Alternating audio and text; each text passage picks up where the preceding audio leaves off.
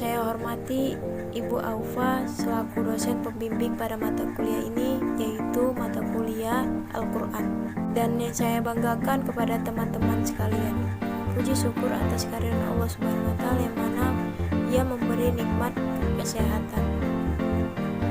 Tak lupa pula salawat dan salam kepada baginda Nabi kita, yaitu Nabi Muhammad SAW. Adapun presentasi kali ini yaitu tentang isi kandungan Al-Quran yang berhubungan dengan akidah dan ibadah. Saya Dini Aprilia Kartika selaku moderator dan pemateri, dan teman saya Saidatul Fadila selaku pemateri. Ada baiknya sebelum kita memulai presentasi ini, kita mengucapkan basmalah. Bismillahirrahmanirrahim. Bismillahirrahmanirrahim. Baiklah, saya Dini Aprilia Kartika. Sebelum kita membahas isi kandungan Al-Quran itu apa, saya akan menjelaskan apa itu Al-Quran terlebih dahulu. Al-Quran adalah sebuah kitab suci utama agama Islam yang dipercaya bahwa kitab suci ini diturunkan oleh Allah Subhanahu wa Ta'ala kepada Nabi Muhammad SAW. Al-Quran diturunkannya di Gua Hiro pada tanggal 17 Ramadan ketika Nabi Muhammad berusia 41 tahun. Surat yang pertama yang diturunkan yaitu ada surat Al-A'la dari ayat 1 sampai ayat 5. Al-Quran ini menjelaskan sendiri bahwa isi dari Al-Quran adalah sepetunjuk. Al-Quran turun tidak secara sekaligus, akan tetapi secara sedikit demi sedikit beberapa ayat dan beberapa surat.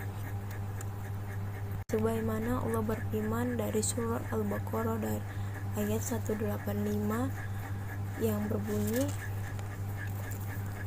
A'udzu billahi minasyaitonir rajim. Bismillahirrahmanirrahim. Syahrul Ramadan alladzi unzila fihi al-Qur'an hudan lin-nasi wa bayyinatin minal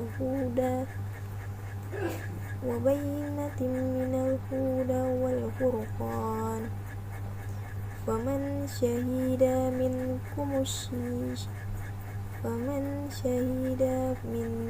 syara falyasum wa man kana maridan aw ala safarin fa'idatun min ayyamin ukhra.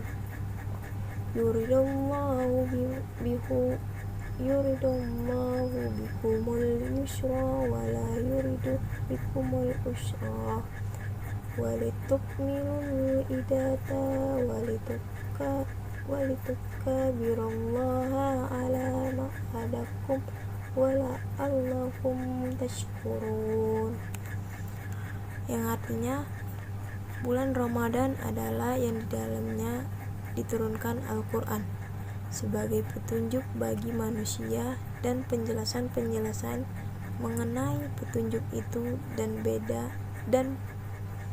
pembeda antara yang benar dan yang mana yang batil.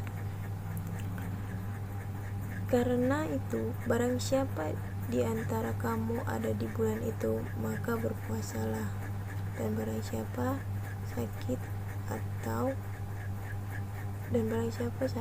dalam perjalanan dia tidak berpuasa, maka wajib menggantinya sebanyak hari yang ditinggalkannya itu pada hari-hari lain. Allah menghendaki kemudahan bagimu dan tidak menghendaki kesungkaran bagimu. Hendaklah kamu mencukupkan bilangannya dan menggantungkan Allah atas petunjuknya yang diberikan kepadamu agar kamu bersyukur. Maksud dari ayat tersebut adalah di mana Al-Quran diturunkan pada bulan Ramadan. Karena perannya itu Al-Quran mengandung isi pokok yang lengkap dan kompleks, akan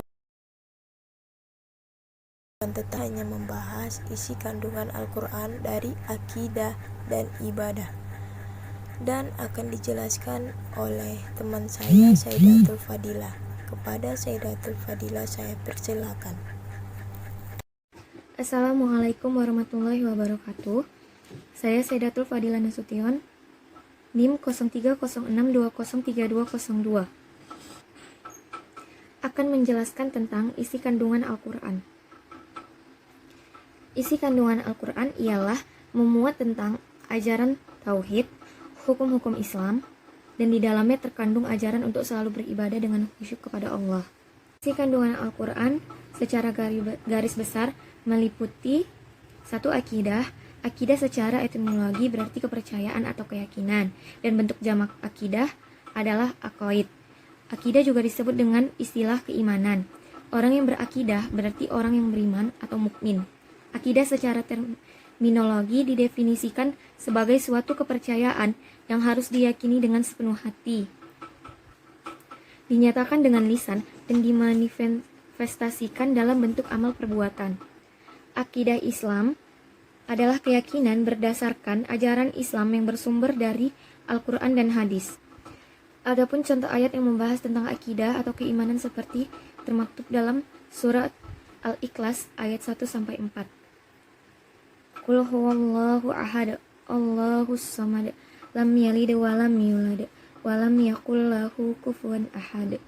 Artinya, katakanlah Muhammad SAW, dialah Allah yang Maha Esa, Allah Subhanahu wa Ta'ala, tempat meminta segala sesuatu, tidak berana dan tidak pula diperanakan, dan tidak ada sesuatu yang setara dengan Dia. Dan inti pokok ajaran akidah adalah masalah tauhid, yakni tentang keyakinan bahwa Allah Maha Esa. Yang kedua, ibadah. Ibadah itu berasal dari kata artinya menyembah. Yang dimaksud ibadah adalah menyembah sepenuhnya kepada Allah Subhanahu wa Ta'ala dengan tunduk, taat, dan patuh kepadanya. Ibadah merupakan bentuk kepatuhan dan ketundukan yang ditimbulkan oleh perasaan yakin terhadap kebesaran Allah Subhanahu wa Ta'ala sebagai satu-satunya Tuhan yang berhak disembah, karena keyakinan bahwa Allah Subhanahu wa Ta'ala mempunyai kekuasaan yang mutlak.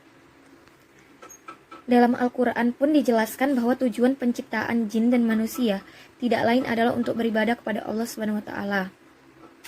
Contoh ayat yang membahas tentang ibadah muamalah seperti termaktub dalam surat Al-Aziyat ayat 56. A'udzubillahi minasyaitonirrajim. Bismillahirrahmanirrahim.